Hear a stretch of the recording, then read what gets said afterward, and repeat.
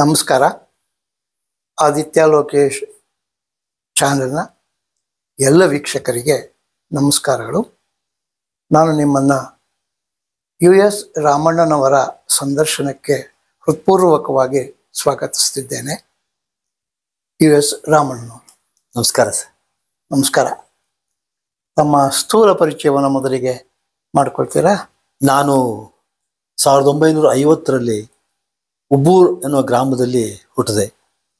ನನ್ನ ತಂದೆ ಪಟೇಲ್ UT ಶಾಮಯ್ಯಗೌಡ ಅಂತ ಹೇಳಿ, ತಾಯಿ ಕಮಲಮ್ಮ ಅಂತ ಹೇಳಿ. ಅವರಿಗೆ 10 ಜನ ಮಕ್ಕಳು, 6 ಜನ ಗಂಡು ಮಕ್ಕಳು, 4 ಜನ ಹೆಣ್ಮಕ್ಳಿದ್ರು. ಅದರಲ್ಲಿ ನಾನು ಒಬ್ಬನೇ. ವಿದ್ಯಾಭ್ಯಾಸವನ್ನು ಎಲ್ಲರೂ ಮಾಡಿದ್ರು, ನನ್ನ ಅಣ್ಣ ತಮ್ಮಂದಿರೆಲ್ಲ. ಆದರೆ ಅವರೆಲ್ಲ ರೈತಾಪಿ ಕೆಲಸದಲ್ಲೇ ತೊಡ್ಕೊಂಡ್ರು. ನಾನು ಮಾತ್ರ ಹೊರಗೆ ಬಂದೆ. ನನ್ನ ಬಾಲ್ಯದ ವಿದ್ಯಾಭ್ಯಾಸ ಉಬ್ಬೂರಿನ ಗ್ರಾಮದಲ್ಲೇ ಆಯಿತು. ಅದು ಆಶ್ಚರ್ಯ ಏನಂದ್ರೆ, ಆಗ ಶಾಲೆಗಳನ್ನು ಪ್ರಾರಂಭ ಮಾಡಿಸ್ಬೇಕು ಅಂತಂದ್ರೆ ಮನೆ ಜಾಗ ಕೊಡ್ಬೇಕಾಗಿತ್ತು, ಒಂದು ರೂಮ್ ಕೊಡ್ಬೇಕಾಗಿತ್ತು. ಸೊ ನಮ್ಮ ಅಪ್ಪ ಪಟೇಲ್ರಾದ್ರಿಂದ ನಮ್ಮ ಮನೇಲೆ ಕೊಡ್ತೀನಿ ಅಂತ ಹೇಳಿ ಅವರಿಗೆ ಮಕ್ಕಳನ್ನ, ಅಂದ್ರೆ ಹಳ್ಳಿ ಮಕ್ಕಳನ್ನ ಓದಿಸ್ಬೇಕು ಅನ್ನೋದೊಂದು ಹಠ ಆಯ್ತು. ನಮ್ಮ ಮನೆಯವ್ರು ಬಿಟ್ಟು ಈ ಹಳ್ಳಿಯ ಪಟೇಲ್ರಾಗಿದ್ದಿಲ್ಲ, ಅದರಿಂದ ಆಮೇಲೆ ಕೊಟ್ಟಿದ್ರು. ಆದರೆ ನನಗೆ ಯಾವ ಪ್ರಾಬ್ಲಮ್ ಆಯ್ತು ಅಂದ್ರೆ, ನಾನು ಅದೇ ಮನೇಲೆ ಮಾಸ್ಟರ್ ನಮ್ಮ ಮನೇಲೆ ಊಟಕ್ಕಿದ್ರು, ಅಲ್ಲೇ ಉಳ್ಕೊಳ್ತಿದ್ರು. ಹಾಗಾಗಿ 3ನೇ ಕ್ಲಾಸ್ ತನಕ ನಾನು ಓದ್ದೇನೆ ಪಾಸ್ ಆಗ್ತಾ ಬಂದ್ಬಿಟ್ಟೆ. ಅದು ನನಗೆ ಎಷ್ಟು ತೊಂದರೆ ಮಾಡ್ತು ಅಂದ್ರೆ, ಅಕ್ಷರ ಜ್ಞಾನವೇ ಇಲ್ದಂಗೆ ಆಗೋಯ್ತು. ಆದ್ರೆ ನಾನು ಶಿವಮೊಗ್ಗ ಬಂದ ಮೇಲೆ ಅಲ್ಲಿ ನಮ್ಮ ಅಜ್ಜಿ ನಮ್ಮನ್ನ ಎಲ್ಲ ಓದ್ಸಕ್ಕೆ ಅಂತಾನೆ ಕರ್ಕೊಂಡ್ಬಂದ್ರು. ನಮ್ಮ ಅಜ್ಜಿಗೆ ಮಲ್ನಾಡ್ ಅಜ್ಜಿ ಅಂತ ಕರಿತಿದ್ರು. ಯಾಕೆಂದ್ರೆ ಅವಳು ತುಂಬಾ ಜನರಿಗೆ ವಿದ್ಯಾಭ್ಯಾಸಕ್ಕೋಸ್ಕರ ವಾರದ ಊಟ ಹಾಕೋದು, ಅವರಿಗೆಲ್ಲ ಸಹಾಯ, ಬೇಕಾದ ಸಹಾಯಗಳನ್ನೆಲ್ಲ ಮಾಡ್ತಾ ಇದ್ರು. ಹಾಗಾಗಿ ಮಲ್ನಾಡ್ ಅಜ್ಜಿ ಅಂತ ಹೆಸರು ತಗೊಂಡಿದ್ರು. ನಾನು ಅಲ್ಲಿ ಬರೋಕ್ಕಿಂತ ಮುಂಚೆ ನಮ್ಮ ತಂದೆ ಒಂದೇ ಮನೆ ಅಲ್ಲಿ, ಬಹುಶಃ ನೀವು ಕುವೆಂಪು ಮಾತನ್ನು ಕೇಳಿರ್ಬೋದು. ಈಗ ನಾನು ಅದೇ ಹೇಳೋಣಂತಿದ್ದೆ, ಆ ಚಲನೆ ಇದೆಯಲ್ಲ, ನಿಮ್ಮ ಒಟ್ಟು ಚಲನೆ, ಬೆಳವಣಿಗೆಗೆ ಸಂಬಂಧಿಸಿದ ಚಲನೆ, ಆ ಪ್ರದೇಶದ, ನಿಮ್ಮ ಪ್ರದೇಶದ, ಮಲೆನಾಡಿನ ಪ್ರದೇಶದ ಜನರ ಚಲನೆ ಇದೆಯಲ್ಲ, ಕುವೆಂಪುವನ್ನು ಸೇರಿಸಿದ ಹಾಗೆ ಹಳ್ಳಿ ಜೀವನಕ್ಕೆ ಸಂಬಂಧಿಸಿದ ಹಾಗೆ ನಿಮ್ಮ ಬದುಕು ಪ್ರಾರಂಭ ಆಗತ್ತೆ. ನಂತರ ಬಹುತೇಕ ಶಿವಮೊಗ್ಗಕ್ಕೆ ಬರ್ತೀರಾ. ಸ್ವಲ್ಪ ಜಿಲ್ಲಾ ಕೇಂದ್ರ, ಸ್ವಲ್ಪ ಏನು ಜಿಲ್ಲಾ ಕೇಂದ್ರ, ದೊಡ್ಡ ಮಟ್ಟದ್ದು ಸಾಂಸ್ಕೃತಿಕ ಲೋಕಕ್ಕೆ ತೆರೆದುಕೊಳ್ಳುವ ಒಂದು ಜಾಗ, ಅಲ್ಲಿಗೆ ಬರ್ತೀರಾ.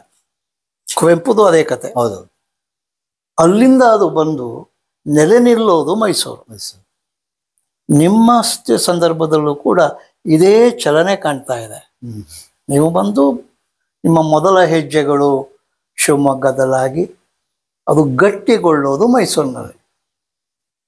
ಈ ಚಲನೆಯಲ್ಲಿ ಮಧ್ಯಂತರದ ಸ್ಥಿತಿ ಶಿವಮೊಗ್ಗ. ಆ ನಂತರ ನೀವು ಮೈಸೂರಿಗೆ ಬಂದ್ರಿ. ಸೊ ಶಿವಮೊಗ್ಗದಿಂದ ಮೈಸೂರಿಗೆ ಬಂದ್ರಲ್ಲ, ಆ ಶಿವಮೊಗ್ಗದಲ್ಲಿ ನಿಮಗೆ ನಿಮ್ಮ ಹೈಸ್ಕೂಲು ಇತ್ಯಾದಿಗಳು, ಅದಕ್ಕೆ ಸಂಬಂಧಿಸಿದ ಕೆಲವು ಮಾತುಗಳನ್ನು ಆಡ್ತೀರಾ? ಅದಕ್ಕಿಂತ ಮೊದಲು ಒಂದು ಪೀಠಿಕೆಯಾಗಿ ಒಂದು ಮಾತು ಹೇಳಬೇಕು. ನನಗೆ ಅಲ್ಲಿ ಏನು, ನಮ್ಮಲ್ಲಿ ಯಾವ ಥರದ ನಾಟಕ ಆಗಲಿ ಏನೂ ಇರ್ತಿರ್ಲಿಲ್ಲ. ಅಂಟಿಕೆ ಪಂಟಿಗೆ ಅಂತ ಹೇಳಿ ಒಂದು ದೀಪಾವಳಿ ಮಾಡುವಂಥ ಒಂದು ಇದಿತ್ತು. ಅದು ಬಿಟ್ಟರೆ ಕೋಲಾಟ ಇತ್ತು. ಅದು ಬಿಟ್ಟರೆ ಹಳ್ಳಿಯಲ್ಲಿ ಮತ್ತೆ ಯಾವ ಥರದ ಕಲೆಗಳು ಇರಲಿಲ್ಲ. ಆದರೆ ನಮ್ಮ ಅಪ್ಪನ ನೋಡೋಕೆ ಬರೋಂಥ ರೈತರೆಲ್ಲರೂ ಮಾತಾಡೋದು ಸ್ಟೈಲ್ನೆಲ್ಲ ನಾನು ಕಾಪಿ ಮಾಡ್ತಾ ಇದ್ದೆ.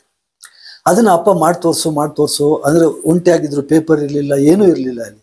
ಆಗ ನಾನು ಮಾಡಿ ತೋರಿಸೋದಕ್ಕೋಸ್ಕರ ಅವರನ್ನು, ನನ್ನ ಬಗ್ಗೆ ಪ್ರೀತಿ ಹುಟ್ಟಬೇಕು ಅನ್ನೋಕ್ಕೋಸ್ಕರ ನಮ್ಮ ಅಪ್ಪಗೆ ನಾನು ಈ ಥರದ್ದೆಲ್ಲ ಮಾಡಿ ತೋರಿಸ್ತಾ ಇದ್ದೆ. ಅವ್ರು ಖುಷಿ ಪಡೋರು. ಬಹುಶಃ ಅದು ನನಗೆ ನಾಟಕಕ್ಕೆ ಬರೋದಕ್ಕೆ ಕಾರಣ ಆಯ್ತೇನೋ. ಶಿವಮೊಗ್ಗಕ್ಕೆ ಬಂದಾಗ, ಆ ಶಿವಮೊಗ್ಗದಲ್ಲಿ ಮೊದಲನೇ 4ನೇ ಕ್ಲಾಸಿಗೆ ಸೇರಿಕೊಂಡೆ ಅಲ್ಲಿ. ಆಗ ವಾರ್ಷಿಕೋತ್ಸವ ಸಂದರ್ಭದಲ್ಲಿ ಪಾತ್ರನೆಲ್ಲರಿಗೂ ಕೊಡ್ತಾ ಇದ್ರು. ನನ್ನ ಹತ್ರನೂ ಮಾಡಿಸಿದ್ರು. ನಾನು ಅವಾಗ ಕೆಲವು ಪಾತ್ರಗಳನ್ನ, ಅಂದರೆ ಹಳ್ಳಿಯ ರೈತರ ಪಾತ್ರಗಳನ್ನ ಮಾಡಿ ತೋರಿಸೋದಕ್ಕೆ ನನಗೆ ಪಾತ್ರನೇ ಕೊಟ್ಬಿಟ್ರು. ಅದರಲ್ಲಿ ನನಗೆ ಬೆಳ್ಳಿಯ ಪದಕ ಕೊಟ್ಬಿಟ್ರು. ಅದು ನನ್ನನ್ನು ಎಷ್ಟು ಮಟ್ಟಿಗೆ ಖುಷಿ ಕೊಡ್ತು ಅಂತ ಅಂದರೆ, ನಾನು ನಾಟಕ ಮಾಡಲೇಬೇಕು ಅಂತ ಆಸೆ ಹುಟ್ಟಿಸ್ಬಿಡ್ತು. ಆದರೆ ನನ್ನ ಅಜ್ಜಿಗೆ, ಅದೇ ಮಲ್ನಾಡ್ ಅಜ್ಜಿಗೆ ಇಷ್ಟನೇ ಇರಲಿಲ್ಲ. ನಾಟಕಕ್ಕೆ ಸೇರೋರೆಲ್ಲ ಕೆಟ್ಟು ಹೋಗ್ತಾರೆ, ಅವ್ರು ಯಾರೂ ಉದ್ಧಾರ ಆಗಲ್ಲ ಅಂತೇಳಿ. ನನ್ನ ಅದೃಷ್ಟಕ್ಕೆ ನಮ್ಮ ಮಾಸ್ಟರ್ಗಳೆಲ್ಲ ನನಗೆ ತುಂಬ ಅನುಕೂಲ ಮಾಡಿಕೊಟ್ರು ಮಾಡೋದಕ್ಕೆಲ್ಲ. ಪದ್ಮಾವತಿ ಟೀಚರ್ ಅಂತ ಇದ್ರು, ಕಮಲಾ ಟೀಚರ್ ಅಂತಿದ್ರು. ನನ್ನ ನಟನೆ ನೋಡಿ, ಮತ್ತು ಹಳ್ಳಿಯಿಂದ ಬಂದಿದ್ದರಿಂದ ನಾನು ಒಳ್ಳೆ ದಸ್ಪುಷ್ಟವಾಗಿದ್ದೆ, ಬೇರೆ ಹುಡುಗ. ಹಾಗಾಗಿ ಒಳ್ಳೊಳ್ಳೆ ಪಾತ್ರಗಳನ್ನು ಕೊಡೋಕೆ ಶುರು ಮಾಡಿದ್ರು. ಹೈಸ್ಕೂಲ್ ಬರೋ ತನಕನೂ ನನಗೆ ಒಳ್ಳೊಳ್ಳೆ ಪಾತ್ರಗಳನ್ನು ಮಾಡಿಸಿ ಕ್ಲಾಸ್ನಲ್ಲೆಲ್ಲ ಶುರು ಮಾಡೋದು. ಅದು ನನಗೇನಾಯ್ತು ಅಂದ್ರೆ ಯಾವ್ದಾದ್ರು ನಾಟಕಕ್ಕೆ ಹೋಗಿ ಸೇರ್ಕೊಬೇಕು, ಎಲ್ಲರೂ ಮಾಡಬೇಕು ಅನ್ನೋದು. ಈ ಗುಬ್ಬಿ ವೀರಣ್ಣ ನಾಟಕ ಕಂಪ್ನಿಗಳೆಲ್ಲ ಬಂದಾಗ ಈ ಥರದ್ದೆಲ್ಲ ಬಂದಾಗ ಮಾಡ್ತಾರೆ. ಬಟ್ ನಮ್ಮ ಮನೇಲೆಲ್ಲ ನಾಟಕ ಮಾಡಿ ಹಾಳಾಗ್ತಾ ಇದ್ದಾನೆ, ಓದೋದಿಲ್ಲ ಸರಿಯಾಗಿ ಅನ್ನೋದೆಲ್ಲ ಶುರು ಮಾಡಿದ್ರು. ಅದು ನಮ್ಮ ಅಪ್ಪ ಹೇಳ್ತಾರೆ, ನೀನು ಗುಬ್ಬಿ ವೀರಣ್ಣ ಬಾ, ಇದಕ್ಕೆ ನಾಟಕಕ್ಕೆ ಸೇರಿಸ್ತೀನಿ ಕಣೆ, ಅಲ್ಲಿಗೆ ಸೇರಿಸ್ತೀನಿ ಅಂತ ತಮಾಷೆ ಮಾಡೋರು, ಓದಿದ್ರೆ ಚಿಂತಿಲ್ಲ ಅಂತ. ಸೊ ಇದು ನನಗೆ ಸ್ವಲ್ಪ ಇದಾಯ್ತು. ಆದ್ರೆ ನಮ್ಮ ಅಜ್ಜಿಗೆ ಮಾತ್ರ ನಾಟಕ ಮಾಡೋಕೆ ಇಷ್ಟನೇ ಇರಲಿಲ್ಲ. ನಾನು ಅಲ್ಲಿ ವಿಠಲ್ ರಾಮ್ ಅಂತ ಹೇಳಿ ಒಬ್ರು ಟ್ರೈಲರ್ ಇದ್ರು, ಅವ್ರು ಹವ್ಯಾಸಿ ತಂಡನ ಸ್ಥಾಪನೆ ಶಿವಮೊಗ್ಗದಲ್ಲಿ. ನಾನು ಇಲ್ಲಿಂದ ಬಂದ ಮೇಲೆ ಹೇಳ್ತಾ ಇದ್ದೀನಿ, ಅಲ್ಲೇನೂ ಇರ್ಲಿಲ್ಲ ಶಿವಮೊಗ್ಗದಲ್ಲಿ, ಒಬ್ಬರಲ್ಲಿ ಏನೂ ಇರ್ಲಿಲ್ಲ. ಇಲ್ಲಿ ಬಂದ ಮೇಲೆ ಆ ತರದ ಅನುಕೂಲ ಆಯ್ತು. ಅವಾಗ ನಾನು ಹೋಗಿ ಅವ್ರ ಹತ್ರ ದುರ್ಗಿಗುಡಿಲೇ ಇದ್ರು ಅವರು, ಅವ್ರ ಹತ್ರ ಕೇಳ್ಕೊಂಡೆ. ಆಮೇಲೆ ಅಷ್ಟೊತ್ತಿಗೆ ನಾನು ಈ ಏಕಪಾತ್ರ ಅಭಿನಯ ಮಾಡಕ್ ಶುರು ಮಾಡಿದೆ. ಅದು ತಮಿಳಿನ ಏಕಪಾತ್ರ ಅಭಿನಯ ಮಾಡ್ತಾ ಇದ್ದೆ. ಯಾಕೆ ತಮಿಳು ವಿಶೇಷ? ತಮಿಳು ಯಾಕೆಂದ್ರೆ ಆ ಕಾಲದಲ್ಲಿ ತಮಿಳಿನ ಸಿನಿಮಾಗಳು ತುಂಬಾ ಬರ್ತಾ ಇತ್ತು. ಈ MGR, ಆಮೇಲೆ ಶಿವಾಜಿ ಗಣೇಶನ್ ನಾಟಕಗಳನ್ನ, ವೀರಪಾಂಡ್ಯ ಕಟ್ಟಬೊಮ್ಮನನ್ನ ನಾನು ತುಂಬಾ ಅನುಕರಣೆ ಮಾಡ್ತಾ ಇದ್ದೆ. ಅದು ಎಷ್ಟು ಮಟ್ಟಿಗೆ ಅನುಕರಣೆ ಮಾಡ್ತಿದ್ದೆ ಅಂತ ಅಂದ್ರೆ, ತಮಿಳು ಇರ್ಲಿಲ್ಲ ಅಲ್ಲಿ ಭಾಷೆನಲ್ಲಿ, ಆದ್ರೆ ತಮಿಳಲ್ಲಿ ಮಾತಾಡ್ತಾ ಇದ್ದೆ. ಉದಾಹರಣೆಗೆ ಸುಮ್ಮನೆ ಹೇಳ್ಬೇಕಂದ್ರೆ, ಅಳಚಿ ಒಂದ ನಾಟത്തിൽ ಒಂದ ಕಡವಯ್ಯರನ್ನು ತೊರುತ್ತು ಒಂದ ಬಡಕಿರ ಹೊರದೇಶದ ಒಂದು ಕೊನ್ನೆ ಎನಕ್ಕೆ ಶಳಾಪೆನ್ಸೋಳು ಎಲ್ಲ ಯಾರಳ ನೀ, ಈ ತರ ಏನಾದ್ರು ಹೇಳ್ತಾ ಇದ್ದೆ. ಅಲ್ಲಿ ಒಂದು ತಮಾಷೆ ಆಯ್ತು. ಹರನ್ ಅಂತ ಪ್ರೊಫೆಸರ್ ಇದ್ರು ಬೇರೆ, ಅವರು ನಾನು ಕಾಲೇಜಿಗೆ ಹೈಸ್ಕೂಲಿಗೆ ಬಂದಾಗ PUC ಟೈಮ್ನಲ್ಲಿ ಮಾನಾಯ್ಟ್ ಕಾಂಪಿಟೇಷನ್ ಬಂತು. ಹರನ್ನೇ ಅದಕ್ಕೆ ಜಡ್ಜ್ ಆಗಿ ಬಂದ. ನಾನು ವೀರಪಾಂಡ್ಯ ಕಟ್ಟಬೊಮ್ಮನ್ನೇ ಮಾಡಿದೆ, ಫಸ್ಟ್ ಪ್ರೈಸ್ ಸಿಕ್ಬಿಡ್ತು ನನಗೆ. ಆಮೇಲೆ ಅವ್ರು ಕರೆದು ನನಗೆ ವಾಪ ಇಲ್ಲಿ ಅಂತ ಕರೆದ್ರು. ಏನು ನೀನು ಮಾತಾಡೋದಲ್ಲ ತಮಿಳು ಏನು ಚೆನ್ನಾಗಿತ್ತಪ್ಪ, ಅದ್ಯಾವುದು ನಿಮ್ಮ ಹಳೆಗನ್ನಡದಲ್ಲಿ, ಹಳೆಗನ್ನಡನ ಮಧ್ಯ ಕನ್ನಡನ ಯಾವ ಕನ್ನಡ ಅದೊಂದು? ಕಾಲಿಗೆ ಬಿದ್ದುಬಿಟ್ಟೆ ನಾನು. ಸರ್ ಇಲ್ಲಿ ಯಾವುದೂ ಇಲ್ಲ ಸರ್, ಆ ಸ್ಟೈಲಲ್ಲಿ ಹೇಳಿದೆ ಅಂತ. ಅಯ್ಯೋ ಭಾಷೆ ಕೊಲ್ಬೇಡಪ್ಪ, ಭಾಳ ತಪ್ಪು, ಆದರೆ ನಿನ್ನ ಸ್ಟೈಲೆಲ್ಲ ತುಂಬ ಚೆನ್ನಾಗಿತ್ತು, ಭಾಷೆ ಕಲಿ ಅಂತ ಹೇಳೋರು. ಆಗಿಂದ ನಾನು ಹೌದಲ್ವಾ, ತಪ್ಪು ಮಾಡಿದ್ನಲ್ಲ ಅಂತ ಕ್ಷಮಿಸಿ ಅಂತ ಹೇಳಿದೆ. ಅದೊಂದು ಘಟನೆ ಅಷ್ಟೇ. ಅದೇ ವಿಠಲ್ ಅವರು ನನಗೆ ತುಂಬಾ ಪ್ರೀತಿ, ನನ್ನನ್ನು ಕಾಣಕ್ಕೆ ಶುರು ಮಾಡಿದ್ರು. ಪಾತ್ರಗಳು ಕೊಡೋಕೆ ಒಳ್ಳೆ ಯೋಚನೆ ಮಾಡ್ತಿದ್ರು. ಅದ್ರಲ್ಲಿ ಇದ್ದವರೆಲ್ಲರಿಗೂ ನನ್ನ ಬಗ್ಗೆ ಸ್ವಲ್ಪ ಶುರು ಆಗ್ತೀವಿ. ನಾನು ಎಲ್ಲ ಓದಿ ಮಾಡ್ಕೊಂಡು ಬಂದ, ನನಗೆ ಇಲ್ಲ ಹಳ್ಳಿಯಿಂದ ಬಂದನಿ, ಇವ್ರಿಗೆ ಹಾಕಿ ಪಾತ್ರ ಕೊಡ್ತಾರೆ ಅದಕ್ಕೆ ಅಂತ. ಅಲ್ಲೊಂದು 2 ಘಟನೆಗಳು ನಡೀತಲ್ಲ, ಬಹಳ ಚೆನ್ನಾಗಿದೆ ಅದು. ಅದೊಂದು ಇಷ್ಟೇ ದೊಡ್ಡ ಒಂದು ರೂಮ್ ಅದು. ನಿಮ್ಗೆ ಗೊತ್ತಿರ್ಬೇಕು, ಹಿಂದೆಲ್ಲ ಬಾಗಿಲುಗಳಂದ್ರೆ ಈ ತರ ಇರ್ತಿರ್ಲಿಲ್ಲ, ಒಂದು ಹಲಿಗೆಗಳನ್ನು ಹಿಂಗೆ, ಒಂದು ಮಧ್ಯದ ಹಲಿಗೆ ಚಕ್ರಾಕಾರವಾದ ಇರ್ತದೆ, ಅದಕ್ಕೊಂದು ಚೈನ್ ಇರ್ತಿತ್ತು. ಆ ಚೈನಿಗೆ ಬೀಗ ಹಾಕೊಂಡು ಹೋಗೋರು. ಮತ್ತನ್ನೆಲ್ಲದನ್ನ ಹಿಂಗೆ ತೆಗೆದು ತೆಗಿಬೇಕು, ಪೂರ್ತಿ ತೆಗಿಬೇಕು, ಇಲ್ಲದ್ರೆ ಒಂದೇ ತೆಗಿಯೋರು. ನಾವು ಅಲ್ಲಿ ಸೇರ್ತಾ ಇದ್ದು. ಆಮೇಲೆ ಅದು ಇದ್ರದ್ದು ಏನು ಸಗಣಿ ಸಾರಿಸು ಅಂತ, ಇದು ಅಂಗಳಕ್ಕೆ ಸಿಮೆಂಟ್ ಇಲ್ಲ, ಸಗಣಿ ಸಾರಿಸಿದ್ರು. ಅಲ್ಲಿ ಮಾಡ್ಬೇಕಾದ್ರೆ ಅಷ್ಟೊತ್ತಿಗೆ ಏನಾಯ್ತು ಅಂದ್ರೆ, ನನಗೊಂದು ಪಾತ್ರ ಕೊಡಿ ಅಂತ ಹೋಗ್ತಿದ್ದೆ. ಪಾತ್ರ ಕೊಟ್ಟರು, ಅದೇ ಒಂದು ಸೈನಿಕನ ಪಾತ್ರ ಕೊಟ್ಬಿಟ್ಟಿದ್ರು. ನನಗೆ ತುಂಬಾ ಬೇಸರ ಆಗ್ಬಿಡ್ತು. ಅರೆ ನಾನು ಇಷ್ಟು ಚೆನ್ನಾಗಿದ್ದೀನಿ ಅನ್ನೋ ಒಂದು ಇದು ಇತ್ತು ನನಗೆ ಈ ಪಾತ್ರ ಕೊಟ್ಬಿಟ್ರಲ್ಲ ಅಂತ ಹೇಳಿ ತುಂಬಾ ಬೇಸರ ಆಯ್ತು. ಆದ್ರೂ ಯಾರು ಏನು ಕೇಳಕ್ ಬರಲೇ ಇಲ್ಲ. ನನ್ನ ಹತ್ರ ಒಂದು ರಬ್ಬರ್ ಹಾವಿತ್ತು. ಆ ಇದ್ರಲ್ಲಿ ಒಂದು ರೂಮಲ್ಲಿ ಮೂಲೆ ಕಡೆ ಒಂದು ತೂತ ಇತ್ತು. ಅವರೆಲ್ಲರೂ ಬರೋಕ್ಕಿಂತ ಮುಂಚೆ ಹೋಗಿ ಅಲ್ಲಿ ತೂತದಲ್ಲಿ ಹಾವು ಇಟ್ಬಿಟ್ಟೆ. ಆಮೇಲೆ ಇಲ್ಲಿ ಪ್ರಾರ್ಥನೆ ಶುರುವಾಯ್ತು, ಎಲ್ಲರೂ ನಿಂತ್ಕೊಂಡಿದ್ರು. ಒಂದು 15 ಜನ ಇಷ್ಟು ಸಣ್ಣ ರೂಮ್ ನಲ್ಲಿ ಇದ್ದು ನಾವೆಲ್ಲ, ಲೇಡೀಸ್ ಎಲ್ಲ. ಪ್ರಾರ್ಥನೆ ಶುರು ಆಯ್ತು. ಶಾರದೆ ಅಂತ ಹೇಳಿದ ತಕ್ಷಣ ಹಾವು ಒಂದೇ, ಎಲ್ಲರೂ ಗಾಬರಿಯಾಗಿ ಒಂದೇ ಬಾಗ್ಲಲ್ಲಿ ಆ ಕಡೆ ಈ ಕಡೆ ಓಡಾಡಿ ಎಲ್ಲ ಮುಖ ಗೀಕ ಎಲ್ಲ ಹೊಡೆದು ಎಲ್ಲ ಇದಾಗಿ ರಕ್ತ ಎಲ್ಲ ಬಂದ್ಬಿಡು ಪಾಪ. ಆಮೇಲೆ ನಾಟಕನ 1 ತಿಂಗಳು ಪೋಸ್ಟ್ಪೋನ್ ಮಾಡೋದು. ಯಾರು ಕಾರಣ ಅಂತ ಅಂದ್ರೆ, ಆಮೇಲೆ ನನ್ನನ್ನು ಹೇಳಿದ್ರು, ಎಲ್ಲರೂ ಬೈದ್ರು. ಆಮೇಲೆ ಒಂದು ಮಂತ್ರಿ ಪಾತ್ರ ಕೊಟ್ಟರು ನನಗೆ. ಅದರಿಂದ ಈ ಥರದಲ್ಲಿ ನಾನು ಮಾಡ್ಕೊಂಡು ಬಂದೆ. ಬಟ್ ಅದು ಆಮೇಲೆ ನನಗೆ ತುಂಬಾ ಬೇಸರ ಆಯ್ತು, ಎಂತ ಕೆಲಸ ಮಾಡ್ಬಿಟ್ನಲ್ಲ ನಾನಂತೂ. ಆದ್ರೂ ನನಗೆ ಅದೊಂದು ಖುಷಿ ಕೊಡ್ತು. ಸೊ ಪಾತ್ರ ಮಾಡಿದೆ. ಹೀಗೆ ವಿಠಲ್ ಅವರ ಜೊತೆಯಲ್ಲಿ ಸುಮಾರು ನಾಟಕಗಳು ಮಾಡಿದೆ, PUC ಇಂದಾನೇ ಮಾಡ್ತಾ ಬಂದೆ. ಹಾಗಾಗಿ ನಾನು 1965, 66, 7 ವರ್ಷಕ್ಕೆ ಶುರು ಮಾಡ್ತಾ ಬಂದೆ. ಆತನ ಸಿಕ್ತಿತ್ತು. ಆಮೇಲೆ ಕಾಲೇಜ್ಗಳಲ್ಲೆಲ್ಲ ಮಾನಾಯಕ್ಟ್ ಮಾಡಕ್ ಶುರು ಮಾಡಿದೆ. ಅದರಲ್ಲಿ ಎಲ್ಲ ಕುವೆಂಪು ಅವ್ರದ್ದು ಕೆಲವು ಮಾಡ್ತಾ ಇದ್ದೆ. ಯಾಕೆಂದ್ರೆ ಕುವೆಂಪುನ ಆಮೇಲೆ ಅಲ್ಲಿ ಬಂದು ನಾನು ಯಾಕೆ ಓದೋದ್ರ ಬಗ್ಗೆ ಹೆಚ್ಚು ನನಗೆ ಆಸಕ್ತಿ ಶುರುವಾಯ್ತು ಅಂದ್ರೆ, ಆ ಬೇರೆ ಬೇರೆ ಹುಡುಗರ ಜೊತೆಯಲ್ಲಿ ನಾನು ತುಂಬಾ ವೀಕ್ ಅಂತ ಕಾಣಿಸ್ ಶುರು ಆಗಿದ್ರಿಂದ, ಅವರೆಲ್ಲ 2 ಸಲ ಓದಿದ್ರೆ ನಾನು 5-6 ಸಲ ಓದ್ತಾ ಇದ್ದೆ, 10 ಸಲ ಓದ್ತಾ ಇದ್ದೆ, ಈ ತರ ಎಲ್ಲ ಓದ್ತಾ ಇದ್ದೆ. ಸೊ ನನ್ನ ಜೊತೆಗೆ ಗಿರೀಶ್ ಕಾಸರವಳ್ಳಿ ನನ್ನ ಕ್ಲಾಸ್ಮೇಟ್ PUC ಹೈಸ್ಕೂಲ್ ನಲ್ಲಿ.